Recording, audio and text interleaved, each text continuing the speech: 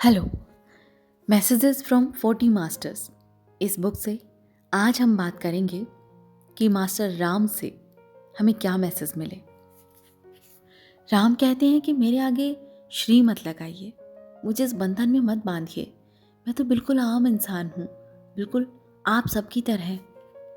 मैं हमेशा अपने पेरेंट्स के और पब्लिक के स्टैंडर्ड्स के अकॉर्डिंग जिया।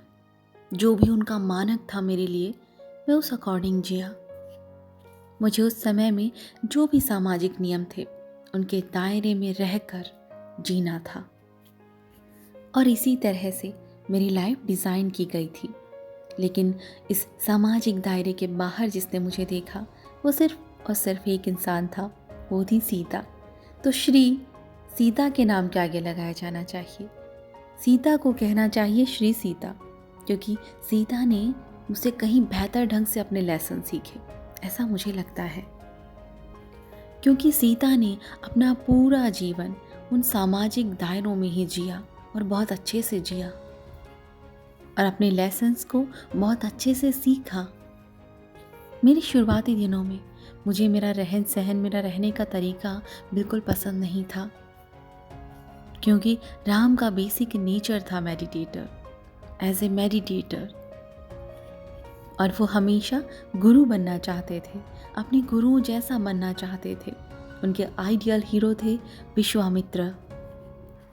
ज़रा देखिए हमारी लाइफ किस तरह से डिज़ाइन की जाती है। क्योंकि जब मुझे एक हर्मिट बनना था, मुझे एक गुरु की तरह बनना था, जो मेरा बेसिक नेचर था, तब विभिन्न गुरुओं से मुझे ये सिखाया गया कि मेरे लिए वो रास्ता नहीं है, मेरे लिए रास्ता है राजा बनने का। मुझे एक प्रिंस की तरह जीना है और इसी में मेरे लिए अच्छा है, क्योंकि मेरा रास्ता यही है, मेरे जीवन का उद्देश्य यही है कि मुझे एक दिन राजा बनना है। और एक सरफेस तौर पे मुझे एक प्रिंस बनाया गया मेरे सर्कमस्टेंसेस के द्वारा। मुझे यकीन दिलाया गया कि हर्मिट नहीं, मेरा रास्ता एक राजा बनने का है। और जब मैं इस मेंटालिटी के लिए, इस मेंटालिटी के साथ तैयार हो गया कि मैं एक राजकुमार हूँ, मुझे महल में रहना है और एक दिन मुझे राजा बनना है, और जब मैं राजा बनने के लिए तैयार था, तब मुझे वनवास भेज दिया गया। तब मुझे एक हर्मिट का जीवन दे दिया गया। मतलब मेरा जीवन कभी मेरी प्लानिंग के अकॉर्डिंग नहीं चला, वो बस अपने आप चला, अपनी लाइफ डिज़ाइन के अकॉर्डिंग। जबकि उस समय मैं जंगलों में रहना नहीं चाहता था, लेकिन मुझे रहना पड़ा। देखिए मेरा जीवन देखिए। लेकिन इस 14 साल के वनवास से ही मुझे मेरे जीवन का एक बहुत बड़ा इम्पॉर्टेंट लेसन सीखना था। सबसे पहला लेसन हस्बैंड वाइफ की कंपैटिबल रिलेशनशिप को लेकर। और सही बात तो यही है कि वनवास में ही मुझे मेरे लाइफ का उद्देश्य पता चला, मुझे नए दोस्त मिले, मुझे नया रास्ता दिखा और मुझे मेरी लाइफ डिज़ाइन समझ आई। क्योंकि जब तक रावण ने सीता का किडनैप नहीं किया था, तब तक ना मुझे मेरे जीवन का डिज़ाइन, ना मुझे मेरे लेसन समझ में आए थे और ना ही मुझे सीता की इम्पोर्टेंस समझ आई थी। और जब सीता मेरी लाइफ में नहीं थी, तभी मुझे सीता की इम्पॉर्टेंस मेरी लाइफ में समझ आई कि सीता ने साइकोलॉजिकली मेरी कितनी मदद की। क्योंकि सिर्फ सीता ही जानती थी कि मेरा इनर सेल्फ क्या है, लेकिन लोगों के सामने एक मोस्ट आइडल प्रिंस बनकर कैसे रहना है, उसमें सीता ने मेरी मदद की। क्योंकि मैं एक मेडिटेटर था और मैंने मेडिटेशन शुरू किया, तो मुझे मेरे जीवन के उद्देश्य समझ आने लगे। और तब मैंने ये लेसन सीखा कि मुझे किसी मुखौटे की ज़रूरत नहीं। एक मुखौटा पब्लिक के लिए और दूसरा मैं, मेरा रियल सेल्फ, मेरा इनर सेल्फ। और तब मैं वो राम बना जिसे आप किताबों में पढ़ते हैं, एक आइडियल मैन, एक sincere, loving husband, brother and son. जब सीता का किडनैप हुआ, तब वो मेरी मॉरल ड्यूटी थी, सीता को ढूंढना। उस वक्त मैं वो एक आम इंसान था जो अपनी पत्नी के प्यार में था और उसे ढूंढ रहा था। और उस वक्त मैं उसे अंदर से बताना चाहता था कि सीता मेरी ज़िंदगी में कितनी ज़रूरी है और उसने मेरी लाइफ को कितना बदला है शादी के बाद। लेकिन सीता वहाँ नहीं थी ये सब सुनने के लिए, और मैं मेरी मन की बातें किसी के साथ शेयर नहीं कर सकता था, बस हनुमान को छोड़कर। और इसी जर्नी में मुझे कुछ अच्छे दोस्त भी मिले जिन्होंने मेरी फिज़िकली और स्पिरिचुअली एनलाइटन में मदद की, जैसे सुग्रीव, बाली। और इस पे आश्चर्य न करें कि बाली भी एक मास्टर है, एक एनलाइटन मास्टर है। और मास्टर्स के भी मास्टर्स थे हनुमान और विभीषण, जो मुझे इस यात्रा में मिले। ये दो लोग वो थे जिन्होंने वो सब सीखा जो भी मैं जानता था। ये वो लोग थे जिनके अंदर इतनी स्पिरिचुअल स्ट्रेंथ थी, स्पिरिचुअल पावर्स थी, नॉलेज थी, जिन्हें मैंने टैप किया और उन्हें एहसास दिलाया कि वो कितने ज्ञानी हैं। और यही वो सीक्रेट है कि आज वो मास्टर्स हैं। और मेरा जीवन जो मैंने राम की तरह जिया, उस जीवन से मैं आपको यही कहना चाहता हूँ। एज ए राम मेरा मैसेज यही है that learn everything from your life. जो मैंने मेरे जीवन से सीखा और मैं आपको बताना चाहता हूँ, वो पहली बात यह है कि अगर आपको कुछ बुरा लगता है तो उसे ऊंची आवाज़ में कहें, क्योंकि जब आप कहेंगे तभी उस नफ़रत के पीछे का कारण पता चलेगा कि उसका रीज़न क्या है जो नफ़रत आपके अंदर भर चुकी है। क्योंकि जब आप वो कारण जानते हैं तभी आप उस लेसन को सीख पाते हैं। अगर आप अपनी नफ़रत को दबा कर रखते हैं तो आप वो इम्पॉर्टेंट लेसन छोड़ देते हैं। और दूसरी बात, मेरी लाइफ से एक राजा राम की तरह मैं कहना चाहूँगा कि एक बार में एक ही टास्क करें, एक ही काम करें। फॉर एग्जाम्पल, अगर आप रात में मेडिटेशन करते हैं तो आप दिन में एक मेडिटेटर नहीं हो सकते। मतलब ये है कि अपनी डे टू डे लाइफ में अपने कर्तव्यों से भागना नहीं है। अगर आप लोगों के बीच में हैं तो पूरी तरह से वहीं रहिए। अगर आप खाना बना रहे हैं तो पूरा ध्यान वहीं रखिए। और अगर आप एक नॉर्मल इंसान की तरह ऑफिस जाते हैं और आपके बॉस आपको सुनाते हैं, उसे एक्सेप्ट करिए। मेडिटेटर होने का मतलब अपनी लेसन से, अपनी लाइफ से भागना नहीं है। तो एक समय में एक ही चीज़ पर पूरा ध्यान रखना, यही इम्पॉर्टेंट लेसन है। एक इंसान की तरह हमें इस सोसाइटी में कई सारे रोल प्ले करने होते हैं और ये सभी रोल हमें बहुत अच्छे से परफॉर्म करने चाहिए, तभी हम अपने आध्यात्मिक कर्तव्य अच्छे से निभा सकते हैं। क्योंकि अर्थ एक स्कूल है और स्पिरिचुअलिज्म इस फिजिकल लाइफ में एक पोस्ट डॉक्टरल रिसर्च की तरह है।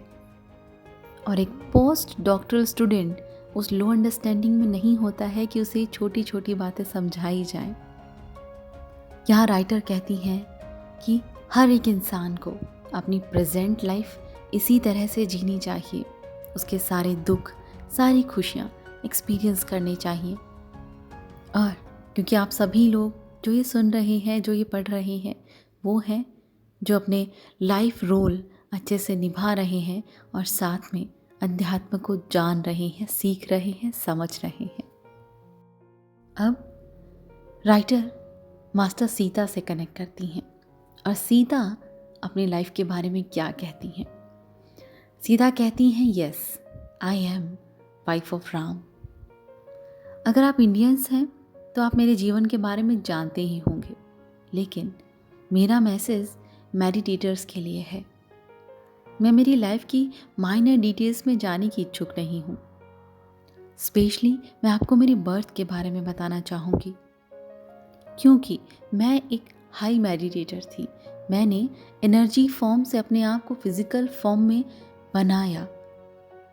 मैं राम का वेट कर रही थी कि कब वो जन्म लेंगे। उस वेटिंग के पीरियड में मैंने अपने आप को 20-year-old वुमेन के रूप में बनाया और मैंने 5 और 6 years तक ध्यान किया, मेडिटेशन किया और राम की इनकारनेशन का वेट किया। क्योंकि मैं कभी भी किसी गर्भ से जन्म नहीं लेना चाहती थी, इसीलिए मैंने अपने आप को 3 या 4 महीने की एक छोटी सी बच्ची के रूप में ट्रांसफॉर्म किया। मतलब मैंने अपनी एनर्जी को फिजिकल फॉर्म में बनाया, मैंने अपना शरीर खुद बनाया, क्योंकि मैं राजा जनक के साथ रहना चाहती थी। और सीता का स्पेशल फीचर यही था कि सीता का जन्म नहीं हुआ था। और हर एक मेडिटेटर को ये नॉलेज, ये ज्ञान सीता से सीखना चाहिए कि किस तरह से हम एनर्जी फॉर्म को ट्रांसफॉर्म कर सकते हैं अपनी फिजिकल वर्ल्ड में। And this is the most important concept. और क्योंकि सीता अब एक एनलाइटेंड मास्टर हैं, तो सीता उन सभी लोगों को जो स्पिरिचुअल पाथ पर हैं, क्या मैसेज देना चाहती हैं। सीता कहती हैं, मेरी लाइफ का तो एक ही मीनिंग था, अपने हस्बैंड के अकॉर्डिंग और उनकी इच्छाओं के अकॉर्डिंग जीना। आप सोचेंगे कि एक ह्यूमन बीइंग के लिए ये कैसे पॉसिबल है, लेकिन ये हर किसी के लिए पॉसिबल है। क्योंकि अगर आप इस तरह की लाइफ लेकर आए हैं, इस तरह की लाइफ आप जी रहे हैं, तो वो आपने चूज़ की है। और उस चूज़ करने के पीछे एक इम्पॉर्टेंट लेसन है जो आपको सीखना है, और वो लेसन है लेसन ऑफ सबऑर्डिनेशन, कि बिना डोमिनेट हुए एक रिलेशनशिप कैसे चलता है और किस तरह से एक मोस्ट कंपैटिबल हस्बैंड वाइफ का रिलेशनशिप चलता है। क्योंकि आप एक पुरुष प्रधान समाज में पैदा हुई हैं, तो पुरुषों को या फिर पुरुषों के डोमिनेशन को बुरा मत कहिए, उसे लानते ना दें कि हम कैसे समाज में रह रहे हैं, किन लोगों के बीच रह रहे हैं। क्योंकि इसी से आप एक स्त्री के जीवन का महत्व सीखेंगे, समझेंगे। And never curse the male around you, in your family, in your life.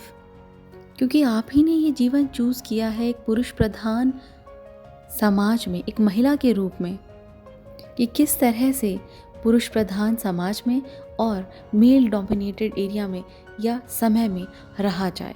यही हम सीता की लाइफ से सीखते हैं। सीता कहती हैं कि मैंने मेरे जीवन में सबऑर्डिनेशन का लेसन मेरी लाइफ के 2 इम्पॉर्टेंट लोगों से सीखा, और दोनों ही एक्सट्रीम पर्सनैलिटी थे। जी हाँ, मैं बात कर रही हूँ राम और रावण की। राम बहुत अलग थे। दुनिया की नज़रों में, लोगों की नज़रों में वो बहुत अंडरस्टैंडिंग थे, कंपैशनेट थे और एक एडजस्टिंग पर्सनैलिटी थे। लेकिन मेरे लिए वो बहुत नॉर्मल, एग्रेसिव और डिमांडिंग भी थे, बिल्कुल वैसे ही जैसे दूसरे आदमी होते हैं। लेकिन क्योंकि लोगों की नज़रों में वो बहुत परफेक्ट थे और समय समय पर उन्हें वो प्रूव करना पड़ता था। और ऐसी सिचुएशन में राम अपनी ट्रू पर्सनैलिटी बनाकर कैसे रख सकते थे। और मैं सबमिसिव नेचर की थी, मैं हमेशा चुप रही, ना पब्लिक में राम से कुछ कह पाई और ना ही अकेले में। मैंने इस जीवन में अपने आप को बहुत सप्रेस किया। और दूसरी एक्सट्रीम पर्सनैलिटी मेरे जीवन में आई, वो थे रावण। क्योंकि रावण बहुत हिंसक थे, बुरे लोगों में बहुत पॉपुलर थे। उन्हें दुनिया की हर खूबसूरत चीज़ अपने पास चाहिए थी, और क्योंकि आई वॉज सो ब्यूटीफुल, तो मैं एक एक्सेप्शन कैसे हो सकती थी। और यही मेरे सबऑर्डिनेशन का दूसरा चैलेंज था, एक राम के अंडर, दूसरा रावण के अंडर। लेकिन रावण की जो एक बहुत अच्छी खासियत थी, वो ये कि जो भी वुमेन रावण के अंडर में थी, रावण बिना परमिशन के उन्हें टच नहीं करते थे। और सिर्फ मैं थी जिसे रावण कभी छू नहीं पाए। उसका रीज़न ये था, मेरा ऑरा, मेरी एनर्जी। मैंने अपने चारों तरफ इस तरह की एनर्जी बनाई कि रावण कभी उसमें आ ही नहीं पाए। और जैसा कि हम स्टोरीज़ में पढ़ते हैं या लोगों को लगता है कि जब सीता रावण के महल में थी तो वो हमेशा रोती रहती थी, ऐसा नहीं है। सीता की लाइफ का एक इम्पॉर्टेंट पर्पस और भी था। सीता कहती हैं कि रावण के पैलेस में रहने का मेरा एक और लाइफ पर्पस था। वो था वहाँ राक्षसों को ध्यान सिखाना, उन्हें एनलाइटन करना, और वो काम मैंने बखूबी किया। लेकिन लंका में इवॉल्व्ड सोल में से विभीषण के बाद जो हुई वो थी त्रिजटा। क्योंकि उस जीवन में त्रिजटा का इवोल्यूशन होना था, उनकी स्पिरिचुअल ग्रोथ होनी थी। और यही मेरी लाइफ का पर्पस था कि मैं रावण के महल में रही और मैंने मेरी पूरी कोशिश की कि ज़्यादा से ज़्यादा राक्षसों को मैं लाइटन कर पाऊँ। लेकिन दृढ़ता को छोड़कर बाकी किसी की इतनी स्पिरिचुअल ग्रोथ नहीं हुई। लेकिन हाँ, मेरे सबऑर्डिनेट का लेसन मैंने वहाँ भी जारी रखा, क्योंकि जिस तरह मैं राम की सबऑर्डिनेट थी, मुझे रावण की भी सबऑर्डिनेट रहना पड़ा, उनके रूल्स को ओबे करना पड़ा, उनके अंडर रहना पड़ा। इस तरह से ये लेसन मैंने मेरे 2 गुरुओं से सीखा, एक राम और एक रावण।